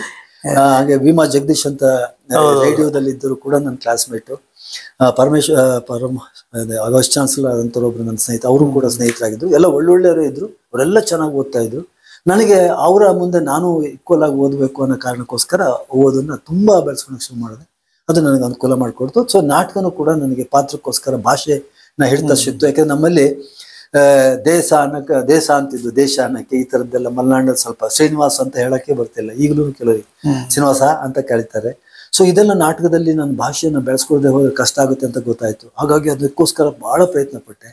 ಸೊ ಹಾಗಾಗಿ ಮತ್ತೆ ಅವ್ರ ಜೊತೆನೆಲ್ಲ ನಾನು ಮಾಡೋಕ್ ಕಾರಣ ಅಂದ್ರೆ ಅವ್ರ ಜೊತೆ ಎಲ್ಲ ಇದ್ರೆ ಭಾಷೆ ಚೆನ್ನಾಗಿ ಉಪಯೋಗಿಸ್ತಾರೆ ಅಂತ ಕಾಸರವಳ್ಳಿಯವ್ರ ಜೊತೆ ಅವ್ರ ಮನೇಲಿ ಹೋಗಿ ಆಟ ಆಡ್ತಿದ್ದೆ ಎಲ್ಲ ಮಾಡ್ತಿದ್ದೆ. ಇದು ನನಗೆ ತುಂಬಾ ಅನುಕೂಲ ಮಾಡಿಕೊಡ್ತು. ಹಾಗಾಗಿ ನಾನು ಅಲ್ಲಿ ನಾಟಕಗಳನ್ನು ಮಾಡೋದು, ಮಾನ್ ಆಕ್ಟ್ ಮಾಡೋದು, ಈ ಥರದನ್ನೆಲ್ಲ ಮಾಡೋಕ್ಕೆ ಶುರು ಮಾಡಿದೆ. ಆಮೇಲೆ ಕನ್ನಡದ ಮೊದಲು ನಾಟಕನ ನಾನೇ ನಿರ್ದೇಶನ ಮಾಡಬೇಕು ಅನ್ನೋ ಕಾರಣಕ್ಕೋಸ್ಕರ ಮಾನ್ ಆಕ್ಟ್ ಇಂದ ಶುರು ಮಾಡಿದೆ. ಎಚ್ ಎಂ ನಾಯಕನ ಪಾತ್ರನ ಸುಮಾರು ಸಲ ಮಾಡಿ ತುಂಬಾ ಇದಾಯ್ತು. ಆಮೇಲೆ ಡಿಗ್ರಿಗೆ ಬಂದೆ. ನ್ಯಾಷನಲ್ ಹೈಸ್ಕೂಲ್ನಲ್ಲಿ ನಾನು ಹೈಸ್ಕೂಲ್ ಓದಿದೆ. ಆಮೇಲೆ ಡಿಗ್ರಿನಲ್ಲಿ BA ಬಂದೆ. ಅದು DVS ಕಾಲೇಜ್ನಲ್ಲಿ ಮಾಡಿದೆ. ಅಲ್ಲಂತೂ ನನ್ನನ್ನು ತುಂಬಾ ಇಷ್ಟಪಡೋರು, ಮಾತೆತ್ತಿದ್ರೆ ರಾಮಣ್ಣನ ಕರೀರಿ ಅಂತ ಹೇಳೋರು. ನಾನು ಫಸ್ಟ್ ಮಾಡಿದ್ದೇನೆ ಅಲ್ಲಿಯ ನಾಟಕಕ್ಕೆ, ಅಲ್ಲಿಯ ಒಂದು ಪಾತ್ರ ಅಂದ್ರೆ ಜೂಲಿಯಸ್ ಸೀಸರ್ದು. ಜೂಲಿಯಸ್ ಸೀಸರ್ನ ನಾಟಕದಲ್ಲಿ ಬ್ರೂಟಸ್ ಪಾತ್ರನ ಮಾಡಿದೆ. ದಾವಣಗೆರೆಯಲ್ಲಿ ಸ್ಟೇಟ್ ಲೆವೆಲ್ ಕಾಂಪಿಟೇಷನ್ ಆಯ್ತು. ಆ ಸ್ಟೇಟ್ ಲೆವೆಲ್ ಕಾಂಪಿಟೇಷನ್ಗೆ ನನ್ನನ್ನು ಸೆಲೆಕ್ಟ್ ಮಾಡಿದ್ರು. ಮಿಮಿಕ್ರಿಗೆ ಶಾಸ್ತ್ರಿ ಅಂತ ಒಬ್ಬ ಹುಡುಗ ಇದ್ದ, ಅವನನ್ನು ಮಾಡಿದ್ರು. ಅಲ್ಲಿ ಹೋಗಿ ಗೋಲ್ಡ್ ಮೆಡಲ್ ತಗೊಂಬಂದು ಆ ಬ್ರೂಟಸ್ ಪಾತ್ರದ್ದು ಇನ್ನೂ ನನ್ನ ನೆನಪಾಗ್ತಾ ಇದೆ. Friends, countrymen, lovers, hear me for my cause and be silent that you may hear. Believe me for my honor and respect to my honor that you may believe. Senses me in your wisdom, awake in your senses, that you may be the better judge. ಹೀಗೆ ಮಾಡ್ತಿದ್ದೆ. ಅದಕ್ಕೆ first prize ಬಂದಿದ್ದರಿಂದ ಎಲ್ಲರೂ ತುಂಬ ಖುಷಿ ಪಟ್ಬಿಟ್ರು. ಆಮೇಲೆ ಒಳ್ಳೆ ಖುಷಿಯಲ್ಲಿ ನನಗೂ ಖುಷಿ ಆಯಿತು. ಇಂಗ್ಲೀಷ್ ಸ್ವಲ್ಪ ಕಷ್ಟ ಇತ್ತು ನನಗೆ, ಆದರೂ ಹೊಡೆದು ಮಾಡಿದ್ರು. ಆದರೂ ಈ ಪ್ರಶ್ನೆ ಕೇಳ್ತೀನಿ ನಿಮ್ಮನ್ನ. ಸಾಮಾನ್ಯವಾಗಿ ಜೂಲಿಯಸ್ ಸೀಸರ್ನ ನಾಟಕ, ನೀವು ಹೇಳ್ತಿರೋ ನಾಟಕದಲ್ಲಿ ಆಂಟೋನಿ ಸ್ಪೀಚ್ಗೆ ಹೆಚ್ಚು ಬೆಲೆ. ಇಲ್ಲಿ ಸ್ವಲ್ಪ ನೀವು ಬ್ರೂಟಸ್ನ ಯಾಕೆ ಆಯ್ಕೆ ಮಾಡ್ಕೊಂಡ್ರಿ? ಯಾಕೆ ಅಂದ್ರೆ ಸ್ವಲ್ಪ ಕುಯುಕ್ತಿ ಇದೆ, ಅವನ ಮಾತಿನಲ್ಲಿ ಕುಯುಕ್ತಿ ಇದೆ. ಆದ್ರೆ ಅದು ಜನಗಳಿಗೆ ಗೊತ್ತಾಗದಿದ್ದಾಗೆ ಅವನು ತನ್ನನ್ನು ತಾನೇ ಸಮರ್ಥಿಸ್ಕೊಳ್ಳೋ ಪ್ರಯತ್ನ ಮಾಡ್ತಾ ಇದ್ದ. ಇನ್ನೊಂದು ಕಾರಣ ಇದೆಯಾ, ಆಕ್ಟರ್ಗೆ ಬ್ರೂಟಸ್ ಹೆಚ್ಚು ಇಷ್ಟ. ಹೌದೌದು, ಆಮೇಲೆ ಆ ಸಿನಿಮಾದಲ್ಲೂ ಕೂಡ ಬ್ರೂಟಸ್ ಪಾತ್ರ ಮಾಡೋದು ನನಗೆ ತುಂಬಾ ಹಿಡಿಸ್ಬಿಟ್ಟಿದ್ದ. ಆ ಕಾಲದಲ್ಲಿ ಬ್ರೂಟಸ್ನ ವಿಲನ್ ಇದೆಯಲ್ಲ, ಹೌದೌದು, ಅದು ನನಗೆ ಸ್ವಲ್ಪ ಮನಸ್ಸಿಗೆ ಹಿಡಿದಿತ್ತು. ಸೊ ಅದು ಎಲ್ಲರೂ ಇಷ್ಟನೂ ಪಟ್ರು ಕೂಡ. ಯಾಕೆ ಈ ಪ್ರಶ್ನೆ ಏನು ಎತ್ತದೆ ಅಂತಂದ್ರೆ, ಅದೇ ಹಿಂದಿನ ಒಂದು ಮಾತಿಗೂ ಸೇರಿಸ್ಕೊಂಡಂಗೆ ಇದನ್ನು ಹೇಳ್ತೀನಿ. ನೀವು ಎಚ್ ಎಂ ನಾಯಕನ ಅಥವಾ ಮೊನೋ ಆಕ್ಟಿಂಗ್ ನ ಮಾಡ್ತಾ ಇದ್ದರೆ ಅಂತ, ಈ ಇಡೀ ವಯಸ್ಸಿನಲ್ಲೂ ನೀವು ಇವತ್ತಿಗೂ ಮಾನೋ ಆಕ್ಟಿಂಗ್ ಬಿಟ್ಟಿಲ್ಲ. ನಿಮ್ಮನ್ನ ಮಾತಾಡ್ಸಿದ್ರೆ ಮೊದಲು ನೀವು ನಿಮ್ಮ ನಾಟಕದ ಬಗ್ಗೆ, ಅಭಿನಯಕ್ಕಿಂತ ಮಾತಾಡೋದು ಮಾನೋ ಆಕ್ಟಿಂಗ್ ಬಗ್ಗೆನೇ ಮಾತಾಡ್ತೀರಾ. ಅಷ್ಟರ ಮಟ್ಟಿಗೆ ನಿಮ್ಗೆ ಅದ್ರೊಳಗೆ ಸೇರ್ಕೊಂಡಿದೆ. ಸೊ ಮಾನೋ ಆಕ್ಟ್ ಮಾಡೋರಿಗೆ ಜೂಲಿಯಸ್ ಸೀಸರ್ ಅಥವಾ ಈ ಥರ ಪಾತ್ರಗಳಿಗಿಂತ ಬ್ರೂಟಸ್ ಪಾತ್ರನ ಯಾಕೆ ಇಷ್ಟ ಆಗತ್ತೆ? ಅದೇ ನನಗೆ ಆ ಪಾತ್ರ ವಿಲನ್ ಇರ್ತಲ್ಲ, ಮನುಷ್ಯನ ನೇಚರೇ ಅದು, ಒಳಗೊಂದು ಹೊರಗೊಂದು ಇದ್ದೇ ಇರ್ತದೆ ಅಂತ ನನ್ನ ಒಂದು ಅನಿಸಿಕೆ. ಅದು ಈ ಬದುಕಿನಲ್ಲಿ ನೀವು ಮೇಲ್ ಬರಬೇಕಾದ್ರೆ ಅನೇಕ ಸಲ ಈ ತರ ಆಗುತ್ತೆ. ಬಹುಶಃ ನಾನು ಮೊನ್ನೆ ನನ್ನ ಸನ್ಮಾನ ಸಂದರ್ಭದಲ್ಲಿ ಒಂದು ಮಾತು ಹೇಳಿದೆ, ನನಗೆ ಐ ಸರೆಂಡರ್ ಅನ್ನೋದು ಇಲ್ಲೇ ಇಲ್ಲ, ಯು ಸರೆಂಡರ್ ಅನ್ನೋದೇ ಇದೆ. ಸೊ ನಾನು ಏನ್ ಬೇಕಾದ್ರೂ ತಪ್ಪು ಮಾಡ್ಕೊಂಡು ಬದುಕಬಹುದು ಅನ್ನೋದು ಇದೆ. ಸೊ ಹಾಗಾಗಿ ಅವನ ಬ್ರೂಟಸ್ ಅವ್ರನ್ನ ಸೀಸನ್ ಕೊಲೆ ಮಾಡೋದು ಇದೆಯಲ್ಲ, ಅದು ಇವನ ಒಂದು ಇದಕ್ಕೆ ಗುಂಪು ಮಾಡ್ಕೊಂಡು ಮಾಡಿರೋದ್ರಿಂದ ಅದನ್ನ ಅವನು ಸಮರ್ಥಿಸ್ಕೊಳ್ಳೋ ಅಂತ ಕೆಲಸ ಮಾಡ್ಬೇಕಾಗಿತ್ತು. ಆ ರೀತಿಯಲ್ಲಿ ಅವನ ಜನರನ್ನು ಕೂಡ ತನ್ನ ಕಡೆಗೆ ಎಳ್ಕೊಳ್ಬೇಕಾಗಿತ್ತು. ಅದು ಒಂದು ನಾಟಕೀಯವಾಗಿದ್ದಂತ ಒಂದು ಸಂದರ್ಭ ಅಂತ ನನಗನ್ನಿಸ್ತು. ಸೊ ಈ ನಾಟಕದಲ್ಲಿ ಈ ತರ ನಾಟಕೀಯತೆಯನ್ನು ಒಳಗೆ ತರೋದಕ್ಕೆ ಪ್ರಯತ್ನ ಪಟ್ರೆ ನಮ್ಮ ಭಾವನೆಗಳನ್ನು ಹೊರಚೆಲ್ಲೋದಕ್ಕೆ ಸಾಧ್ಯತೆ ಇದೆ ಅಂತ ನಾನು ಅಂದ್ಕೊಂಡು ಆ ಪಾತ್ರಕ್ಕೆ ಹೇಳಿದೆ. ಅದಾದ್ಮೇಲೆ ನಾನು ನಾಟಕ ಡೈರೆಕ್ಟ್ ಮಾಡು ಅಂದಾಗ ನಾನು ಎಚ್ ಎಂ ನಾಯಕನೇ ತಗೊಂಡೆ. ಎಚ್ ಎಂ ನಾಯಕ ನಾನೇ ಆದೆ ಮತ್ತು ನಿರ್ದೇಶನ ನಾನು ಮಾಡಿದೆ. ಎಲ್ಲದೂ ನಾನೇ ಮಾಡಿದೆ. ಅದು ಒಳ್ಳೆ ಸಕ್ಸಸ್ ಆಯ್ತು. ಅಲ್ಲೇ ಲೋಕಲ್ಲೆಲ್ಲ ಬೇರೆ ಬೇರೆ ಕಡೆ ನಾಟಕ ಆಯ್ತು. ಹಾಗಾಗಿ ನನಗೆ ಅದು ಒಳ್ಳೆ ನನಗೆ ಮಾಡ್ಬೋದು ಅನಿಸ್ತು. ಆಮೇಲೆ ನಮ್ಮ ಅಜ್ಜಿಗೆ ಹೋಗಿ ನಾನು ಪ್ರಶಸ್ತಿಗಳನ್ನೆಲ್ಲ ತೋರಿಸಿದಾಗ ಮೊದಲೆಲ್ಲ ಸಿಟ್ಟೇ ಮಾಡೋರು, ನೋಡಿ ಹಿಂಗೆ ಬಂದಿದೆ ಅಂದರೆ ಭಾಳ ಖುಷಿ ಪಡೋಕೆ ಮಾಡಿದ್ರು. ಆಮೇಲೆ ಎಲ್ಲರೂ ಬಂದರು, ನಿಮ್ಮ ಮೊಮ್ಮಗ ಏನು ಕುಣಿತಾನೆ ಅಂತ ಎಲ್ಲ ಹೇಳೋರು ಬೇರೆ. ಸೊ ಹಾಗಾಗಿ ನನಗೆ ತುಂಬ ಖುಷಿ ಆಗಿ ಶುರುವಾಯಿತು. ಸೊ ಡಿಗ್ರಿನಲ್ಲಿ ನನ್ನನ್ನು ತುಂಬ ಚೆನ್ನಾಗಿ ನಾರಾಯಣ್ ಸ್ವಾಮಿ ಅಂತ ಪ್ರೊಫೆಸರ್ ಇದ್ದರು, ಅವರೆಲ್ಲರೂ ತುಂಬ ಎತ್ತಿದ್ರು. ಸೊ ಅದು ನನಗೆ ಬೇರೆ ಬೇರೆ ಕಡೆ ಮಾಡೋದಕ್ಕೆ ಹೋಗೋದಕ್ಕೆ ಎಲ್ಲ ಅನುಕೂಲ ಆಯಿತು. ಶಾರದಾ ಕಲಾ ಸಂಘದವರು ನನಗೆ ಅನೇಕ ಪಾತ್ರಗಳನ್ನು ಕೊಡೋಕೆ ಶುರು ಮಾಡಿದ್ರು. ಅರ್ಜುನನ್ ಪಾತ್ರ ಕೊಟ್ಟಿದ್ರು, ಭೀಮನ್ ಪಾತ್ರ ಕೊಟ್ಟಿದ್ರು. ಅದು ಅಲ್ಲೇ ಲೋಕಲ್ಲೆಲ್ಲ ಮಾಡಿಕೊಂಡು ಬರೋದಕ್ಕೆಲ್ಲ ಮಾಡ್ತಾ ಇದ್ರು. ಸೊ ಹೀಗಾಗಿ ನನಗೆ ನಾಟಕದಲ್ಲೂ ಕೂಡ ಅಭಿರುಚಿ ಬಂತು. ಮಾನೋ ಆ್ಯಕ್ಟಿಂಗು ನನ್ನನ್ನು ಯಾಕೆ ಅಂತಂದರೆ, ಆ ಕಾಲದಲ್ಲಿ ಕಾಲೇಜ್ಗಳಲ್ಲೆಲ್ಲ ಹೆಚ್ಚು ಕಡಿಮೆ ಸ್ಟೇಜ್ನಲ್ಲಿ ಏನಾದ್ರು ಜನ ತುಂಬಿಟ್ಟಿರ್ತಾರೆ. ಅವಾಗ ಏನಾದ್ರು ಸಮಯನ ಸ್ವಲ್ಪ ತುಂಬಬೇಕಾಗಿರ್ತದಲ್ಲ ಸ್ಟೇಜಿಗೆ ಬರೋಕ್ಕಿಂತ ಅಧಿಕ ಯಾರು ಗೆಸ್ಟ್ಗಳು ಬರೋಕ್ಕಿಂತ ಮುಂಚೆ. ಆಗ ನನ್ನ ಹತ್ರ ಬೇರೆ ಬೇರೆ ಥರದ್ದು ಮಾಡಿಸೋರು. ಆಗ ನಾನು ಇದು ಹೆಚ್ಚಮ್ಮ ನಾಯಕರು ಮಾಡ್ತಿದ್ದೆ, ಆಮೇಲೆ ಬ್ರೂಟಸ್ ಮಾಡ್ತಿದ್ದೆ, ಆಮೇಲೆ ಇದು ಕಟ್ಟಬೊಮ್ಮನ್ ಮಾಡ್ತಿದ್ದೆ. ಹೀಗೆ ಬೇರೆ ಬೇರೆ ಮಾಡ್ತಿದ್ದೆ. ಆಮೇಲೆ ಮಲೆನಾಡಿನ ಕೆಲವು ಪಾತ್ರಗಳನ್ನ ಕುವೆಂಪು ಅವ್ರದ್ದು. ಯಾಕೆ ಕೇಳ್ತಿದ್ದೀನಿ ಈ ಪ್ರಶ್ನೆ ಏನಂದ್ರೆ, ಈಗ ನೀವು ಹೇಳಿದ ಅಷ್ಟು ಕ್ಯಾರೆಕ್ಟರ್ ಇದೆಯಲ್ಲ ಎಲ್ಲ ವೀರರಸಪ್ರಧಾನ. ನೀವು ವೀರರಸಪ್ರಧಾನವಾದ ಪಾತ್ರಗಳಲ್ಲಿ ಮಿಂಚಿರುವಷ್ಟು ಇತರ ರಸಗಳಲ್ಲಿ ಮಿಂಚಿರೋದು ಕಡಿಮೆ ಇರ್ತದೆ. ಹಾಗೇನಂತ ಅನ್ಸಲ್ಲ, ಯಾಕೆಂದ್ರೆ ನೀವೇನೆ ನನ್ನ ಅನೇಕ ನಾಲ್ಕು ಡೈರೆಕ್ಟ್ ಬೇರೆ ಅದ್ರಲ್ಲಿ ನೀವು ಕೆಲವು ಪಾತ್ರಗಳನ್ನ ನೀವು ರಾಮಣ್ಣ ಹೆಂಗ್ ಮಾಡ್ಬೋದು ಅಂತ ನೀವು ಹೇಳ್ತಿದ್ರಿ. ನಾನು ಬಹುಶಃ ನಿಮ್ಮನ್ನ ಮೀರಿ ಮಾಡ್ತಾಕ್ ಹೋಗ್ತಿದ್ರು ಆ ಪಾತ್ರಕ್ಕೆ ಬೇರೆ ಬೇರೆ ತರ ಕೊಡೋದಕ್ಕೆ ಪ್ರಯತ್ನ ಪಡ್ತಿದ್ದೆ ಅಂತ ನನಗೆ ಅನ್ಸಲ್ಲ. ವೀರರಸದ ಬಗ್ಗೆ ವೀರರಸದ್ ಯಾಕೆಂದ್ರೆ ಎಲ್ಲರೂ ನನಗೆ ಬಹಳ ಚೆನ್ನಾಗಿದೆ ಕಣೋ ನೀನು ಅಂತ ಹೇಳಿ, ಅದು ನನಗೆ ಸಿನಿಮಾ ಸೇರೋ ಕಾರಣಕ್ಕೂ ಹೋಗ್ಬೇಕು ಅನ್ನೋಕ್ಕೂ ಕಾರಣ. ತುಂಬಾ ಸ್ಮಾರ್ಟ್ ಆಗಿದೆಯಾ, ಒಳ್ಳೆ ಹೀರೋ ಇದ್ದಂಗಿದೆಯಾ, ಹಾಗೆ ರಾಜ್ಕುಮಾರ್ ಇದ್ ಮಾಡು ಅದ್ ಮಾಡು ಅಂತ ಹೇಳೋರು. ಅದ್ರ ಜೊತೆಗೆ ನಾನು ಕುವೆಂಪು ಅವರದ್ದು ಒಂದೆರಡು ಮಾಡ್ತಾ ಇದ್ದೆ. ಅವರ ಇದಕ್ಕೆ ಸಂಬಂಧಪಟ್ಟ ಹಾಗೇನೆ, ಉದಾಹರಣೆಗೆ ಯಾವ್ದು ಹೇಳ್ಬೋದು, ಚಂದ್ರೇಗೌಡ ಮತ್ತು ಇವರು ಅಣ್ಣೇಗೌಡ ಅವರು ಮಾತಾಡ್ಬೇಕಾದ್ರೆ ಒಂದು ಸಂದರ್ಭ ಬರುತ್ತಲ್ಲ, ಅವಾಗ ಬರ್ಬೇಕಾದ್ರೆ ಓಹೋ ಯಾರು ಅಣ್ಣೇಗೌಡನೋ ಎಂತಕ್ ಬಂದೋ ಮಾರಾಯ ಅಂತ ಈಗ ಮಲೆನಾಡಿನ ಭಾಷೆನೂ ಸೇರಿಸ್ಕೊಳ್ತಾ ಮಾಡ್ತಾ ಮಾಡಿದ್ರೆ ಅದು ತೀರ್ಥಹಳ್ಳಿ ಕಡೆನೂ ಹೋಗೋದಕ್ಕೆ ಅಲ್ಲಿ ಹೋದಾಗೂ ಕೂಡ ಮಾಡ್ತಾ ಇದ್ದೆ. ಬಟ್ ಈ ಮಾನಯಾಕ್ಟ್ ಮಾಡೋದನ್ನ ನಾನು ಯಾಕೆ ರೂಢಿಸ್ಕೊಂಡೆ ಅನ್ನೋಕ್ಕೆ ಮಧ್ಯೆ ಒಂದು ಮಾತು ಹೇಳ್ಬಿಟ್ಟು ನಾನು ಮುಂದೆ ಹೇಳಿದೆ. ಈ ನಾನು ಕೆಲ್ಸಕ್ಕೆ ಸೇರಿದಾಗ ಕ್ಷೇತ್ರ ಕಾರ್ಯ ಮಾಡ್ಬೇಕಾಗಿತ್ತು. ನಮ್ಮಲ್ಲಿ PR ತಿಪ್ಪೇಸ್ವಾಮಿ ಅಂತ ಬಹಳ ದೊಡ್ಡ ಕಲಾವಿದರಿದ್ರು. ಅವರು ಮ್ಯೂಸಿಯಂ ಕಟ್ಟೋದಕ್ಕೆ ತುಂಬಾ ಸಹಾಯ ಮಾಡಿದ್ರು. ಜಿ ಶಂಕರ ಇಲ್ಲೇ ಮಧ್ಯಕ್ಕೆ ಬಾಯಿ ಹಾಕ್ಬಿಡ್ತೇನೆ. ಮೈಸೂರು ಯೂನಿವರ್ಸಿಟಿಯ ಜನಪದ ವಸ್ತು ಸಂಗ್ರಹಾಲಯ ನೀವು ಶುರು. ಹೌದೌದು. ಅದಕ್ಕೆ ಬಂದಾಗ ಅಲ್ಲಿ ತಿಪ್ಪೇಸ್ವಾಮಿ ಏನ್ ಮಾಡ್ತಿದ್ರು ಅಂದ್ರೆ, ಹೀಗೆ ಒಬ್ರು ಮನೆಗೆ ಹೋದಾಗ ನಿಮ್ಮ ಹತ್ರ ಮಾತಾಡ್ತಾನೆ ನೋಡಿ ಹೀಗೆ ನಾವು ಮೈಸೂರು ವಿಶ್ವವಿದ್ಯಾಲಯದಿಂದ ಬಂದಿದ್ದೀವಿ, ಈಗ ವಸ್ತು ಸಂಗ್ರಹಕ್ಕೋಸ್ಕರ ಬಂದಿದ್ವಿ, ನಿಮ್ಮಲ್ಲಿ ಯಾವ್ದಾರ ಹಳೆ ವಸ್ತುಗಳು ಕೊಡಿ ಅಂತ ಕೇಳೋಕ್ಕಿಂತ ಅದ್ರ ಮಧ್ಯೆ ಅವ್ರೊಂದು ಚಿತ್ರ ಬರ್ಬಿಡೋರು. ಚಿತ್ರ ಬರ್ದಾದ್ಮೇಲೆ ಇದು ಮಾಡ್ಕೊಂಡು ಹಿಂಗೆ ಮಾಡ್ಕೊಂಡು ನೋಡಿ ನಿಮ್ಮ ಚಿತ್ರ ಅಂತ ಕೊಟ್ಕೊಳ್ಳಿ ಅವ್ರಿಗೆ ಬಹಳ ಖುಷಿ ಆಗ್ಬಿಡೋದು. ಹಾಗಾಗಿ ಅವ್ರ ಸಂತೋಷಕ್ಕೆ ಅವರು ಎಲ್ಲ ವಸ್ತುಗಳು ಕೊಡೋದು ಎಲ್ಲ ಮಾಡ್ತಾ ಇದ್ರು. ನನಗೆ ಚಿತ್ರದ ಕಲೆಯ ಬಗ್ಗೆ ಅಂತ ಒಂದು ಇದಿರಲಿಲ್ಲ. ಆದ್ರೆ ಮಾನಯಾಕ್ಟ್ ನನ್ನಲ್ಲಿ ಇತ್ತಲ್ಲ, ಅಲ್ಲಿ ಚಿಗುರಕ್ಕೆ ಶುರುವಾಯ್ತು ನನಗೆ ಇದನ್ನ ಯಾಕೆ ಉಪಯೋಗಿಸ್ಕೋಬಾರ್ದು ಅಂತ ಹೇಳಿ. ನಾನೇನ್ ಮಾಡ್ತಿದ್ದೆ, ಕ್ಷೇತ್ರ ಕಾರ್ಯಕ್ಕೆ ಹೋಗ್ಬೇಕಾದ್ರೆ DC ಕಾಂಟ್ಯಾಕ್ಟ್ ಮಾಡ್ಬೇಕಾಗ್ತಿತ್ತು, ತಹಸೀಲ್ದಾರ್ನು ಕಾಂಟ್ಯಾಕ್ಟ್ ಮಾಡ್ಬೇಕಾಯ್ತು, ಮತ್ತು ಶಾಲೆಗಳನ್ನು ಕಾಂಟ್ಯಾಕ್ಟ್ ಮಾಡಿ ಶುರು ಮಾಡಿದೆ. ಶಾಲೆಗಳಿಗೆ ಹೋಗಿ ಪ್ರಿನ್ಸಿಪಾಲ್ಗೆ, ಹೈಸ್ಕೂಲ್ ಹೆಡ್ ಮಾಸ್ಟರ್ಗಳಿಗೆ, ಪ್ರಿನ್ಸಿಪಾಲ್ ಹತ್ರ ಹೋಗಿ ಸರ್ ನಾನು ಮಾನಯಾಕ್ಟ್ ಮಾಡ್ತಾ ಇದ್ದೀನಿ, ನಾನು ನಿಮಗೆ ಫ್ರೀಯಾಗಿ ಮಾಡ್ಕೊಡ್ತೀನಿ, ದಯವಿಟ್ಟು ನಂಗೆ ಒಂದು ಅರ್ಧ ಗಂಟೆ ಟೈಮ್ ಕೊಡಿ ಅಂತ ಹೇಳ್ತಿದ್ದೆ. ಆಗ ಅವರು ನನಗೆ ಸಮಯ ಕೊಡೋರು, ನಾನು ಆಗ ಮಾನಯಾಕ್ಟ್ ಮಾಡ್ತಿದ್ದೆ. ಅದು ಈ ಹುಡುಗರಿಗೆಲ್ಲ ತುಂಬಾ ಖುಷಿ ಆಗೋದು ನನ್ನ ಪಾತ್ರ.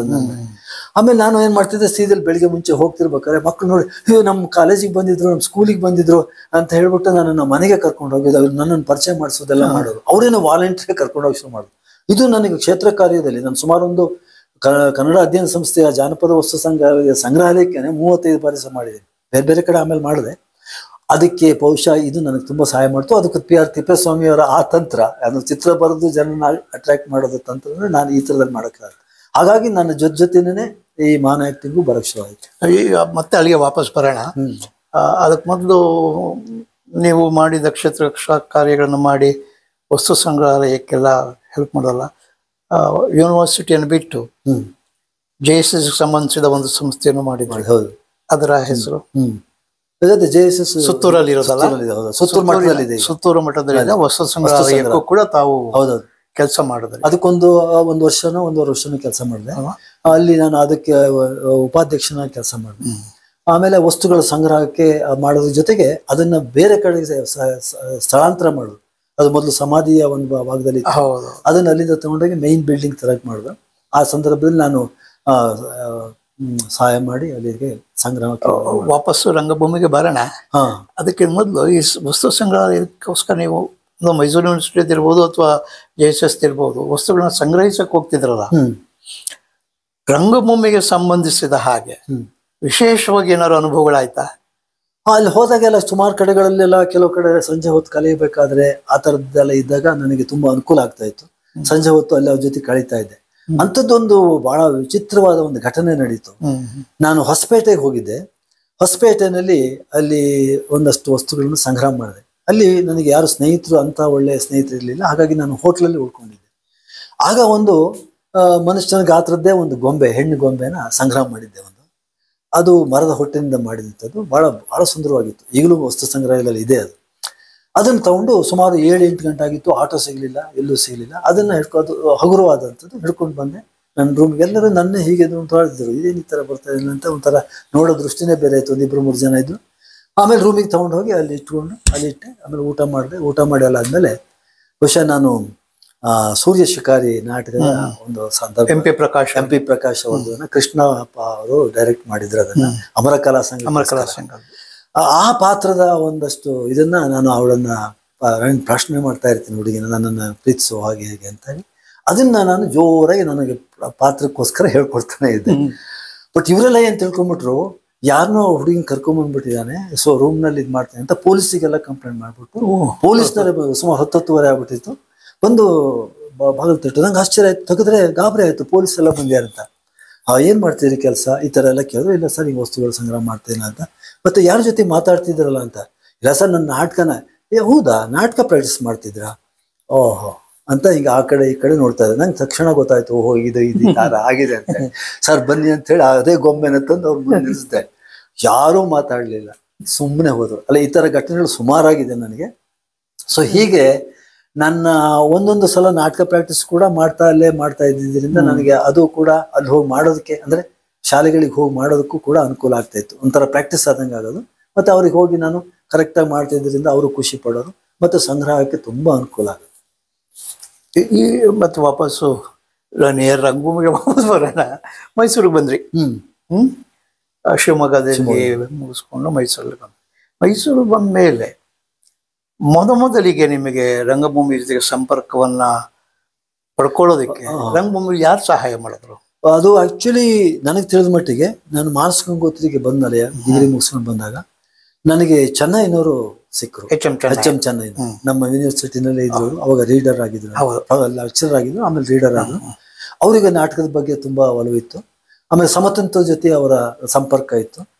ಕಾಲೇಜ್ ದೇಶಕ್ಕೋಸ್ಕರ ನಾಟಕ ಮಾಡ್ಸೋಕ್ಕೆ ನಮ್ಮ ಹತ್ರ ನಾಟಕ ಮಾಡಿಸ್ಬೇಕಾಗಿತ್ತು.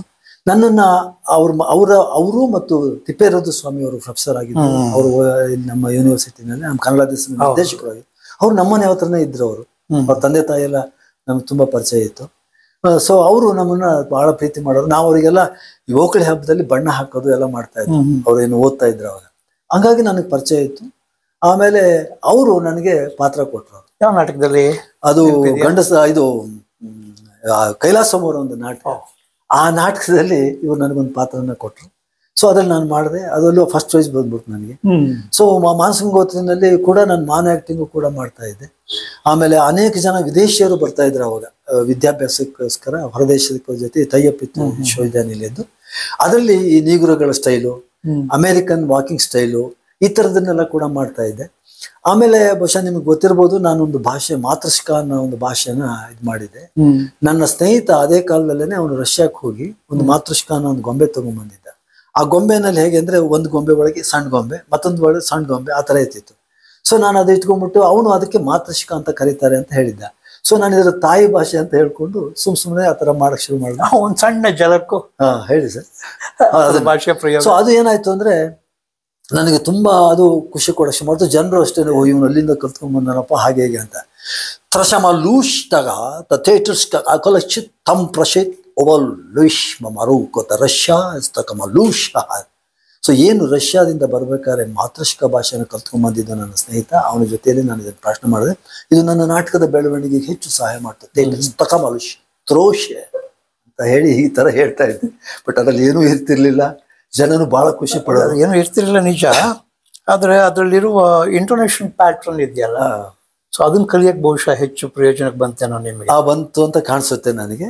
ಅದು ಒಂದು ಕೂಡ ಕಾರಣ ಇರ್ಬೋದು. ಈಗಲೂ ಕೂಡ ನನ್ನ ಪ್ರೊಫೆಸರ್ ಶ್ರೀಧರ್ ಮೂರ್ತಿ ಅವರು, ಆಮೇಲೆ ನನ್ನ ಸ್ನೇಹಿತ ತಿಪ್ಪಣ್ಣವ್ರ ಜೊತೆ, ನನಗಿಂತ ತುಂಬಾ ಹಿರಿಯರಾದ ತಿಪ್ಪಣ್ಣವರು, ಆದ್ರೂ ಅವರು ಕೂಡ ಕೆಲಸ ಮಾಡ್ತಾರೆ. ಬಟ್ ಶ್ರೀಧರ್ ಮೂರ್ತಿ ತುಂಬಾ ಚಾಣಾಕ್ಷತನದಿಂದ ನನ್ನ ಮಾತುಗಳನ್ನ ಅವರು ಅದಕ್ಕೆ ಸೇರಿಸಿ ಒಳ್ಳೆಯ ಕನ್ನಡದಲ್ಲಿ ಬಹಳ ಚೆನ್ನಾಗಿ ಮಾಡ್ತಾರೆ. ಈಗಲೂ ಮಾಡ್ತಾರೆ ಅವರು. ಕೆಲವು ಹೆಸರು ನೀವು ಪ್ರಸ್ತಾಪಿಸ್ಬಿಟ್ರಿಂದ ಅಲ್ಲಿಗೆ ಸಂಬಂಧಿಸಿದ ಒಂದು ಮಾತು ಹೇಳಿ ಮತ್ತೆ ವಾಪಸ್ ಆಗಿ ಬರೋಣ. ನಾವು ಮಾತಾಡ್ತಿದ್ದೆ ಅಲ್ಲಿಗೆ ತಿಪ್ಪಣ್ಣವ್ರ ಜೊತೆ.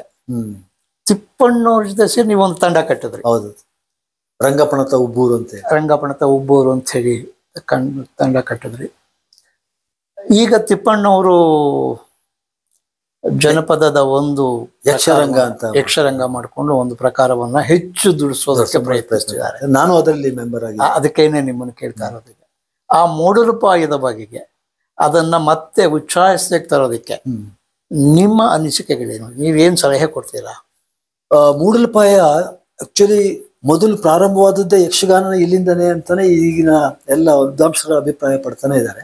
ಅದಕ್ಕೆ ಸರಿಯಾದ ಒಂದು ವ್ಯವಸ್ಥೆ ಆಗಬೇಕು. ಬಟ್ ನಮ್ಮ ಹಾಕ ರಾಜೇಗೌಡರು ಇವರೆಲ್ಲ ಅದಕ್ಕೋಸ್ಕರ ಜಿ.ಎಂ. ಪರಮೇಶ್ವರಯ್ಯ, ಆಮೇಲೆ ಎಚ್.ಎಲ್. ನಾಗೇಗೌಡರು ಇವರೆಲ್ಲ ತುಂಬಾ ಕೆಲಸ ಮಾಡಿದ್ರು. ಜಿ.ಎಂ. ಪರಮೇಶ್ವರ್ ಅಂತೂ ಅವರ ಮಾವನ ಊರಿನಲ್ಲಿ, ಕೊನೆಹಳ್ಳಿ ಅನ್ನೋ ಊರಿನಲ್ಲಿ ಥಿಯೇಟರ್ನೇ ಕೂಡ ಮಾಡಿದ್ರು ಇದಕ್ಕೋಸ್ಕರ. ಆ ಕಾಲದಲ್ಲಿ ತುಂಬಾ ಕೆಲಸ ಮಾಡಿದ್ರು. ಮತ್ತು ನಮ್ದೊಂದು ಕಲಾಕೂಟ ಅಂತ ಹೇಳಿ ವಿಶ್ವವಿದ್ಯಾಲಯದಲ್ಲೇ ಸ್ಥಾಪನೆ ಮಾಡಿದ್ದು. ಆ ಸಂದರ್ಭದಲ್ಲಿ ಈ ಪಟೇಲ್ ನಾರ್ಸಪ್ಪ ಅನ್ನೋರನ್ನ ಕರೆಸಿದ್ದು. ಪಟೇಲ್ ನಾರ್ಸಪ್ಪನವರು ಅದ್ಭುತವಾದಂತ ಹಾಡುಗಾರರು ಮತ್ತು ಕುಣಿತ ಎಲ್ಲ ಗೊತ್ತಿತ್ತು ಅವರಿಗೆ, ತುಂಬಾ ಅದ್ಭುತವಾಗಿ ಮಾಡೋರು. ಅವರು ನನ್ನನ್ನು ಇಷ್ಟಪಟ್ಟರು ಅಂತ ಕಾಣಿಸುತ್ತೆ. ನನ್ನನ್ನು ಅನೇಕ ಪಾತ್ರಗಳು ಮಾಡ್ತಾರೆ. ಹನುಮನಾಯಕನ ಪಾತ್ರನ ನನ್ನ ಹತ್ರ ಮಾಡಿಸ್ತಾ ಇದ್ರು. ಬಹುಶಃ ನಾನು ಒಂದು 100-150 ಸಲ ಆ ಪಾತ್ರನ ಮಾಡಿದ್ದೀನಿ. ಜನರನ್ನ ತುಂಬಾ ಇಷ್ಟಪಟ್ಟಿದ್ದಾರೆ. ಹಾಸ್ಯ ಪಾತ್ರನೂ ನನ್ನ ಆ ಕಡೆ ಹೇಳ್ಕೊಂಡು ಹೋಗಕ್ಕೆ ಸಾಧ್ಯ ಆಯ್ತು. ಹನುಮನಾಯಕನ ಪಾತ್ರದ ಮೂಲಕ ಮಾಡ್ತಾ ಇದ್ದೆ.